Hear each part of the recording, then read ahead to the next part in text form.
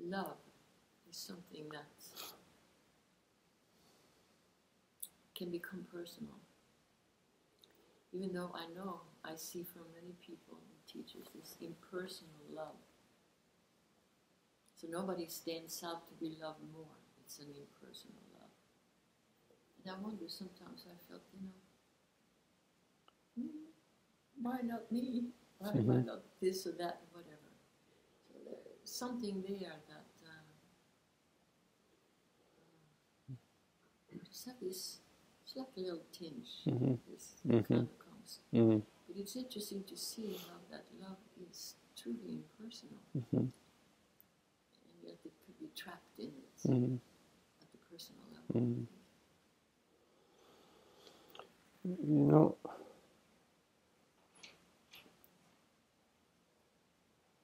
You could say that love is a intimacy, and it's an absolute intimacy where the two are one, the many are one, and this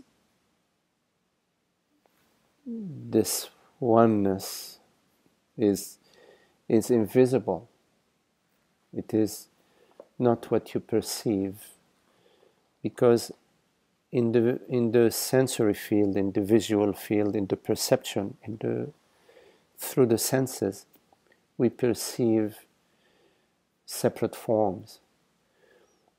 But when you have God's vision, then you're perceiving the wholeness. You're no longer perceiving separate forms. And when there are occasions in our life, many occasions in our life, where we perceive through God's eyes, and we perceive we are the love, we experience the love. That happens often when, for example, somebody is in some sort of distress, and you may not know them from Adam and Eve, and yet without any hesitation you find your whole being there available to for them in whatever way is needed. There are so many instances that where we experience this wholeness, this oneness, this intimacy, this non-separation. And in relationship, we have the opportunity to celebrate that, to share that, to express that, to honor that, to recognize that, to speak about that, to laugh, So that is an opportunity that is available to us is as an expression of the love that is formless. So it's as if love is taking on a form, and is expressing itself as a form, and is demonstrating itself as a form. It happens, among families, among friends, among, of course, in partners. And we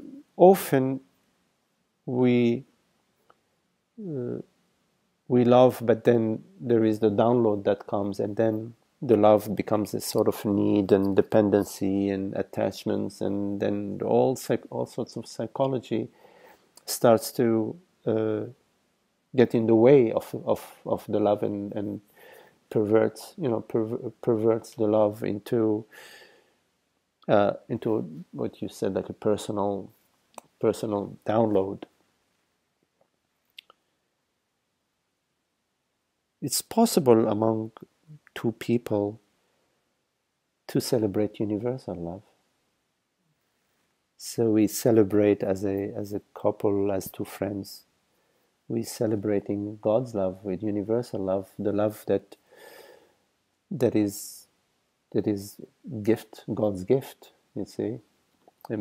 But when we don't recognize God's gift, we don't recognize that love is actually God's love, and then we download it as a personal love. Very quickly, all sorts of personal conditions from our downloads, from our history, and from our belief structures, and etc., starts to get in the way. This is why the contemplation of truth is the contemplation of love, is the contemplation of beauty, is the contemplation of freedom. The absolute qualities of universal qualities. That is part of that contemplation. It's when you are contemplating what am I truly, what is the reality, very, very soon you will find yourself in the contemplation of love, beauty, peace, freedom, happiness, etc. And as this becomes clearer and clearer for you, you will find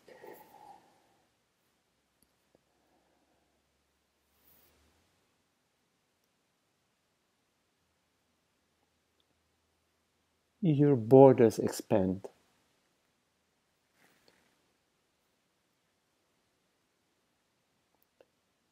And whatever your inner calling that comes not as begging for salvation, but an inner calling that's recognizing that there is beauty, for example, in relationship, and that you recognize the highest relationship is the divine relationship, meaning the relationship as the self, as one, which is really no relationship. It's like the ocean relating with itself, or the ocean relating with the waves, or the ocean relating with water.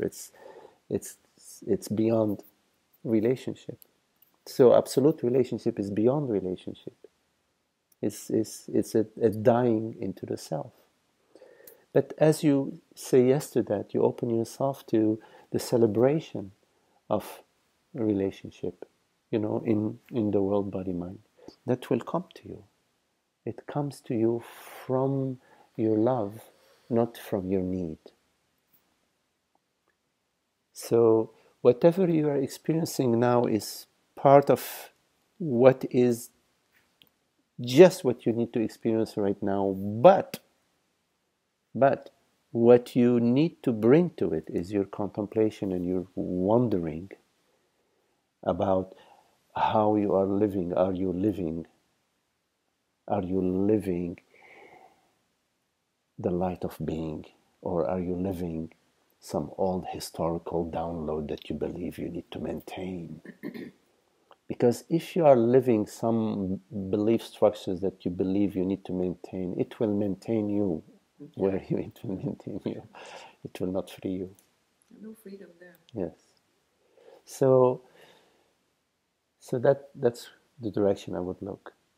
What are the obstacles that I have imposed in my way, in my space? What are still the belief structures that I am living that are keeping me away from the light of being and from the celebration that is God's celebration?